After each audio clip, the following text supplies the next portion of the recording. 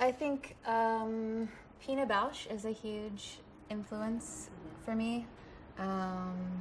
Georgia O'Keeffe being another one.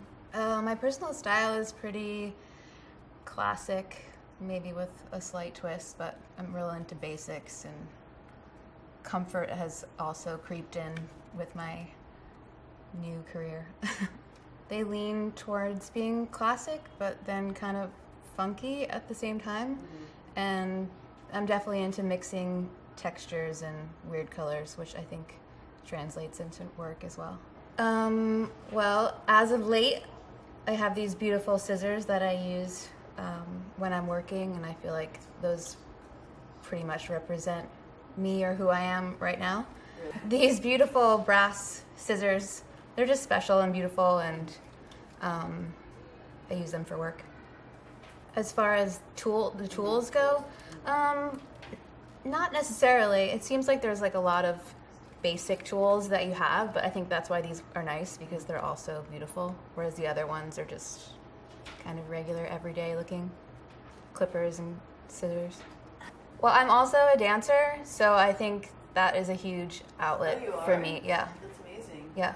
So I still dance and take class, and that's my outlet and my way of expressing myself. I studied ballet, tap, and jazz since I was a child, and now I do contemporary. Yeah, for sure. I mean, I think there's no way that they're not influenced by me studying shapes and movements with my body my whole life, and I definitely think that they are moving, even though they're still, you know what I mean? You can see movement within them, for sure. Yeah. Well, I did think about a certain female that I would love to collaborate with, and it's my friend Marisa Competello. She's an amazing photographer, and I've been dying for us to have a moment to shoot together in some way. I just think it would be amazing. She's brilliant, and it would just be nice to be a part of her vision for a day or two. I think I would just say to just do it, go for it. I think you have to do it with a certain abandon if you're going to do something. This way you're not too much in your head, and I found that very useful. I think that manifesting and seeing what you want is also super helpful. I mean, it has created my business to a degree. It's pretty wild.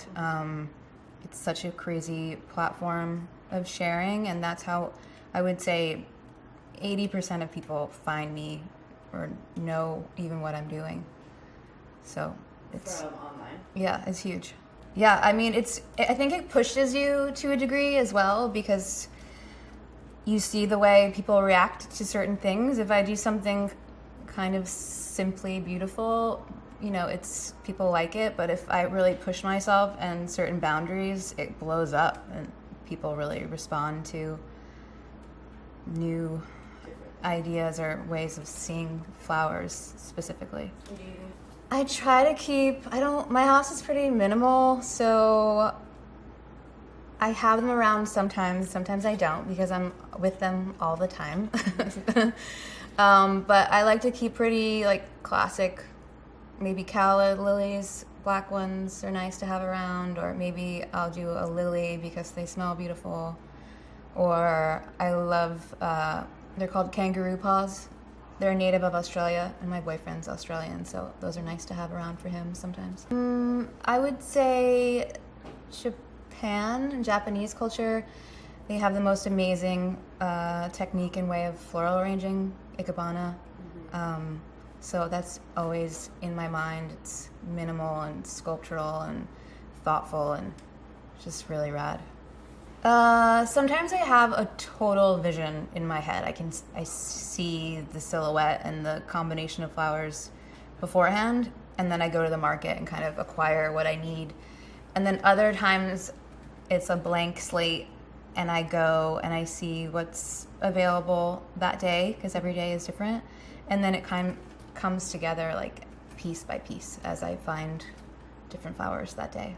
Some vases I use are kind of standard for me, but then I love to use different ceramicists or artists that make vases, and I love to source vintage vases are my favorite, like 80s, 90s looking ones. I think I keep them kind of separate. I have one for work and one for personal, but I do think that people appreciate seeing who you are, even though I've kind of tried to brand it as anonymously as possible. It's bound to happen for them to merge, and I'm happy to do so, but I think it's nice to keep a little mystery with work. I think the ones that gain the most attention are the most insane looking ones that don't even look like flowers anymore. They end up looking like sculptures or just shapes. Yeah, I think the wilder ones are the most well received. I am a seeker of beauty.